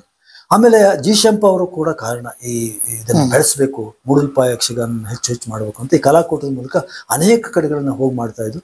ಹೋದಲ್ಲೆಲ್ಲ ಕೂಡ ಅವರು ಕ್ಷೇತ್ರ ಕಾರ್ಯಕ್ಕೂ ನನ್ನ ಜೊತೆ, ಅವ್ರ ಜೊತೆನೂ ಹೋಗಿದ್ದೀನಿ ನಾನು. ಬಹಳ ಅದ್ಭುತವಾದ ಇದು. ಅವ್ರು ಎಷ್ಟು ಮಟ್ಟಿಗೆ ಕ್ಷೇತ್ರ ಕಾರ್ಯ ಮಾಡ್ತಿದ್ರು ಅಂದ್ರೆ ಆಶ್ಚರ್ಯ. ಅಂದ್ರೆ ರಾತ್ರಿ 12 ಗಂಟೆ ತನಕ ಫೀಲ್ಡ್ ವರ್ಕ್ ಮಾಡ್ತಿದ್ವಿ ನಾವು ಕೂಡ. ಆಮೇಲೆ ಒಂದು ಅರ್ಧ ಮುಕ್ಕಾಲು ಗಂಟೆ, 4 ಗಂಟೆ ಊಟ ಎಲ್ಲ ಆದ್ಮೇಲೆ 3-3:30 ಎಬ್ಸ್ಬಿಡೋರು. ಹೋಗೋಣ, ನಮಗೆ ಹುಡುಗರು ಬೇರೆ ನಾವು ಅವಾಗ ಅಯ್ಯೋ ಒಳ್ಳೆ ಕಥೆ ಆಯ್ತಲ್ಲಪ್ಪ ಒದ್ದಾಡ್ಕೊಂಡು ಹೋಗ್ತಾ ಇದ್ವು. ಕ್ಯಾತನಹಳ್ಳಿ ರಾಮಣ್ಣ ನಮ್ಮ ಜೊತೆ ಬರೋರು, ಆಮೇಲೆ ಟಿ.ಎಸ್. ರಾಜಪ್ಪ ಬರೋರು, ಹಿರಿಯಣ್ಣ ಬರೋರು, ಹೀಗೆ ನಾವೆಲ್ಲ ನಾವು. ಆಮೇಲೆ ಯಾಕೆ ಅಂತ ಅಂದ್ರೆ ಹೊರಗಳು ಅವರು ರೈತರು ನೋಡಿ ರಮಣ, ರೈತರು ಅವರಿಗೆ ಕೆಲಸ ಮಾಡ್ಬೇಕು. ಅವ್ರಿಗೆ ನಾವು ಅವ್ರಿಗೆ ಡಿಸ್ಟರ್ಬ್ ಮಾಡಿದ್ರೆ ತೊಂದರೆ ಆಗುತ್ತೆ. ನಾವು ಅವರು ಬೆಳಿಗ್ಗೆ ಎದ್ದು ಹೋಗೋದ್ರೊಳಗೇನೆ ನಾವು ಅವ್ರ ಮನೆಗಳೆಲ್ಲ ಸೇರಿಸಿ ವಸ್ತುಗಳ ಸಂಗ್ರಹದ ಜೊತೆಗೆ ನಾವು ಭೇಟಿ ಮಾಡಿದಾಗ ನಮ್ಗೆ ಅನುಕೂಲ ಆಗುತ್ತೆ ಅಂತ ಹೇಳೋರು. ಹಾಗೆ ಯಕ್ಷಗಾನದನ್ನು ಅಷ್ಟೇನೆ ಅಲ್ಲೆಲ್ಲ ಹೋದಾಗೆಲ್ಲ ನೋಡಿ, ನಿಮ್ಮ ಮೂಡಲಪಾಯನ ಬೆಳೆಸಿ, ಅದು ಹೆಚ್ಚು ಒಳ್ಳೇದದು, ನಿಮ್ಮ ಆರೋಗ್ಯಕ್ಕೂ ಒಳ್ಳೇದು, ಸಿನಿಮಾ ನೋಡಕ್ ಹೋಗ್ಬೇಡಿ, ಈ ಥರದನ್ನೆಲ್ಲ ಕೂಡ ಹೇಳ್ತಾ ಇದ್ರು ಅವ್ರು. ಹಾಗಾಗಿ ನಮ್ಮನ್ನ ಕೆಲವು ಸಮಯ ನಮ್ಮ ಜೊತೆ ಬಂದರ ಜೊತೆನಲ್ಲಿ ನನಗೆ 2 ಪಾತ್ರಗಳನ್ನು ಮಾಡ್ತಾ ಇದ್ದೆ ನಾನು. ವೀರರಸನೂ ಮಾಡ್ತಿದ್ದೆ, ಹನುಮನಾಯಕನೂ ಮಾಡ್ತಿದ್ದೆ. ಕೆಲವು ಸಮಯ ಮಾನ್ಯತರದಲ್ಲಿ ಆ ವೀರರಸದ್ದನ್ನು ಹೇಳ್ಕೊಂಡ್ಬಿಟ್ಟು, ಆಹಾ ಈ ಸಭೆಗೆ ಬಂದವರು ಯಾರು ತಾವುದಾರು ತಮ್ಮ ನಾಮಾಂಕಿತವನ್ನು ನೋಡಿ, ಎಲೆ ಮಾನಸ ಇಕ್ತವ ಮತ್ತು ಹೀಗೆ ಬಾ ನಾವು ದಾರೆಂದರೆ ಅಂತ ಹೇಳ್ತಾ ಇದು ಮಾಡ್ತಿದ್ವಿ. ಓಹೋ ಗೊತ್ತಾಯ್ತು ತಾವು ದಾರೆಂಬುದು ಅಂತ ಹೇಳಿ ಈ ತರ ತಮಾಷೆ ಮಾಡ್ತಿದ್ವಿ. ಜನರಿಗೂ ಅದು ಖುಷಿ ಆಗೋದು, ವಸ್ತುಗಳನ್ನು ತಮಗೆ ತಾವೇ ತಂದುಕೊಡೋ ಅಂತ ಕೆಲಸ ಮಾಡ್ತಿದ್ರು. ಹೀಗಾಗಿ ನಮ್ಗೆ ಅಷ್ಟೊತ್ತಿಗೆ ನಾನು ನಾಟಕ ಮಾಡ್ತಿರ್ಬೇಕಾದ್ರೆ ಬಹುಶಃ ನಿಮ್ ಜೊತೆ ಮಾಡ್ಬೇಕಾದ್ರೂ ಕೂಡ, ಅಥವಾ ವಾಸುವರ ಜೊತೆ ಮಾಡ್ಬೇಕಾದ್ರೂ ಕೂಡ, ಸಮತೆಂತೋ ಜೊತೆ 1-2 ಸಲ ಮಾಡ್ಬೇಕಾದ್ರೂ ಕೂಡ, ಹೀಗೆಲ್ಲ ಇದ್ದಾಗ ಕೂಡ ಕೆಲವು ಕಡೆಗಳಲ್ಲಿ, ಆಮೇಲೆ ನಮ್ಮ ಕದಂಬ ವೇದಿಕೆಯಲ್ಲಿ ಮಾಡ್ಬೇಕಾದ್ರೆ ಈ ತಿಪ್ಪಣ್ಣವರು ಬರ್ತಾ ಇದ್ರು. ಅವರು ಮಿಲಿಟರಿಲಿ ಇದ್ರು ಮತ್ತೆ ಬ್ಯಾಂಕ್ನಲ್ಲಿ ಇದ್ರು. ಬ್ಯಾಂಕ್ನಲ್ಲಿ ಕೂಡ ಅವ್ರು ತುಂಬಾ ಕೆಲಸ ಮಾಡಿದ್ರು. ಆಮೇಲೆ ಕನ್ನಡದ ಕೆಲಸನ ಅದ್ಭುತವಾಗಿ ಮಾಡಿದ್ದಾರೆ ಅವರು. ಅವರು ಎಲ್ಲೆಲ್ಲಿ ಬ್ಯಾಂಕ್ನಲ್ಲಿ ಕೆಲಸ ಮಾಡ್ತಾ ಇದ್ರು ಮತ್ತು ಮಿಲಿಟರಿನಲ್ಲಿ ಇದ್ದಾಗ ಕನ್ನಡ ಕಲವರನ್ನು ಕರ್ಸೋರಂತಲ್ಲಿ ಅವ್ರು ಕರ್ಸಿ ಅವ್ರ ಹತ್ರ ನಾಟಕ ಮಾಡಿಸಿ ಅವ್ರ ಮನೆಯಲ್ಲೆಲ್ಲ ಮಲಸ್ಕೊಂಡು ಅವ್ರಿಗೆ ಉಪಚಾರಗಳು ಮಾಡಿ ತುಂಬಾ ನಾಟಕಗಳನ್ನು ಮಾಡಿಸಿರೋಂಥ ಕೆಲಸನೂ ಮಾಡಿದ್ದಾರೆ ಅವರು. ಅವ್ರಿಗೆ ನಾಟಕದ ಬಗ್ಗೆ ಇವತ್ತಿಗೂ ಪ್ರೇರಿತ. ಅವರಿಗೆ 82 ವರ್ಷ. ಹೌದು. ಆದ್ರೂ ಇವತ್ತಿಗೂ ಅವರು ನಾಟಕದ ಕಡಿಮೆ ವರ್ಷ ಪ್ರೀತಿಯಿಂದ ಮಾಡ್ತಾರೆ. ಅದು ನಂಗೆ ಖುಷಿ ಆಯ್ತು. ಆಮೇಲೆ ಅವರಲ್ಲಿ ಇರೋಂಥ ಒಂದು ಟ್ಯಾಲೆಂಟ್ ಅನ್ನ ಇಷ್ಟೊಂದು ಒಳ್ಳೆ ಟ್ಯಾಲೆಂಟ್ ಇದೆ. ಆಮೇಲೆ ಬರವಣಿಗೆ ಚೆನ್ನಾಗಿದೆ, ಭಾಷೆ ಚೆನ್ನಾಗಿದೆ, ಯಾಕೆ ಸುಮ್ಮನೆ ಇರ್ತಾರಲ್ಲ ಅಂತ ಹೇಳಿ ಆ ಕಾರಣಕ್ಕೋಸ್ಕರ ನಾನು ಜೊತೆ ಸೇರ್ಕೊಂಡೆ. ರಂಗಪಣತ ಉಬ್ಬೂರು ಅಂತ ಮಾಡಿದೆ. ಅಂದ್ರೆ ನಮ್ಮಲ್ಲಿ ಪಣತ ಅಂದ್ರೆ ಈ ಭತ್ತನ ಸ್ಟಾಕ್ ಮಾಡುವಂತ ಜಾಗ. ನನ್ನ ಪಾಲಿಗೆ ಬಂದಂತ ಜಮೀನ್ ಹೆಸರು ಪಣತದ ಗದ್ದೆ ಅಂತ ಹೇಳಿ. ಯಾಕೆ ಆ ಹೆಸರು ಇತ್ತು ಅಂತ ಅಂದ್ರೆ ಅಲ್ಲಿ ಭತ್ತನ ತುಂಬಾ ಚೆನ್ನಾಗಿ ಬೆಳೀತಾ ಇತ್ತಂತೆ. ಅದಕ್ಕೋಸ್ಕರ ಪಣತದ ಗದ್ದೆ. ಪಣತ ಅಂದ್ರೆ ಸ್ಟಾಕ್ ಮಾಡುವಂಥದ್ದು. ಸೊ ನಾನು ಈ ರಂಗನ ಸ್ಟಾಕ್ ಮಾಡಿ ಮತ್ತೆ ಅದರಿಂದ ಅದ್ಭುತವಾದದ್ದನ್ನ ಸಮಧಿಗೆ ಹಂಚೋದು. ಈಗ ಭತ್ತ ನಾವು ಸ್ಟಾಕ್ ಮಾಡಿದ್ರೆ ಮಾರ್ತೀವಿ ನಾವು ಅದನ್ನ, ಮತ್ತೆ ನಮಗ್ ಬೇಕಾದದನ್ನ 5-6 ವರ್ಷಗಳ ಕಾಲ ಇಟ್ಕೊಳ್ತೀವಿ ಅದರಲ್ಲಿ. ಹಳೆ ಭತ್ತ ತಿಂದ್ರೆ ಒಳ್ಳೇದು ಅಂತ. ಸೊ ಜನರಿಗೆ ನಾವು ಹಂಚಬೇಕು ಇದನ್ನ. ಈ ರಂಗಭೂಮಿ ಮೂಲಕ ಅವರ ಮನಸ್ಸನ್ನು ಗೆಲ್ಲಬೇಕು ಮತ್ತು ಸಮಾಜಕ್ಕೆ ಒಂದು ಒಳ್ಳೆತನ ಕೊಡಬೇಕು ಅಂತ. ಅವರಕ್ಕೆ ಅಲ್ಲಿ ಇಲ್ಲಿ ಕೂತ್ಕೊಂಡು ಮಾತಾಡೋದು, ಹರಟೆ ಮಾಡೋದು, ಇನ್ನೊಬ್ಬರ ವಿಷಯ ಮಾತಾಡೋದು ಈ ರಂಗಭೂಮಿ ಬರೋಕ್ಕೆ ಸಾಧ್ಯವೇ ಇಲ್ಲ. ನಾವು ಪ್ರಾಕ್ಟೀಸಿಗೆ ಬಂದು ಅಂದ್ರೆ ಇಡೀ ಅರ್ಧ ರಾತ್ರಿ ಕೂಡ ನಾವು ಈ ಪಾತ್ರಗಳ ಜೊತೆನೇ ಕೆಲಸ ಮಾಡ್ತಿರ್ತೀವಿ. ಹಾಗಾಗಿ ಬೇರೆಯವ್ರ ವಿಷಯವಾಗಿ ಬೇರೆಯವರ ಬಗ್ಗೆ ಮಾತಾಡೋದಾಗಲಿ ಏನೂ ನಡೆಯೋದಿಲ್ಲ. ಸೊ ಹಾಗಾಗಿ ರಂಗಭೂಮಿ ಆ ರೀತಿಯಲ್ಲಿ ಕೆಲಸ ಮಾಡುತ್ತೆ ಅಂತ ನನಗೆ ಇವತ್ತಿಗೂ ಮನಸ್ಸಿದೆ, ಮಾಡುತ್ತೆ ಅಂತ ನಂಬಿಕೆನೂ ಇದೆ. ಹಾಗಾಗಿ ತಿಪ್ಪೇಸ್ವಾಮಿ ಅವರು ಈಗಲೂ ನೀವು ನೋಡಿದ್ರೆ ಗಮನಿಸ್ಬೇಕು ನೀವು, ಆ 82ನೇ ವರ್ಷದಲ್ಲಿ ಅವ್ರಿಗೆ ಅದೇನೇ ತಿಪ್ಪಣ್ಣ ಹೌದು, ಈಗ ಕೂಡ ಒಂದು ಹೊಸದು ತಗೊಂಡಿದ್ದಾರೆ. ಅದನ್ನ ಅವ್ರು ನನ್ನ ಹತ್ರ ಕೇಳಿದ್ರು ಯಾವ್ದು ಮಾಡ್ಬೋದು ಅಂತ ಅಂದ್ರು. ಅವ್ರು ಯಾವ್ದೋ ಒಂದು ಬೇರೆ ಹೇಳಿದ್ರು. ನಾನು ಚಂದ್ರಹಾಸನ ಮಾಡೋದಕ್ಕೆ ಚೆನ್ನಾಗಿರುತ್ತೆ, ಅದಲ್ಲಿ ದುಷ್ಟಬುದ್ಧಿ ಪಾತ್ರ ಇದೆಯಲ್ಲ, ಅದಂತೂ ಯಕ್ಷಗಾನಕ್ಕೆ ಹೇಗೆ ಬೇಕೋ ಹಂಗೆ ಅಳವಡಿಸ್ಕೊಳ್ಳೋಕೆ ನೃತ್ಯ ಮಾಡೋಕೆ ಅದನ್ನ ಮಾಡ್ತಾ ಇದ್ದೆ.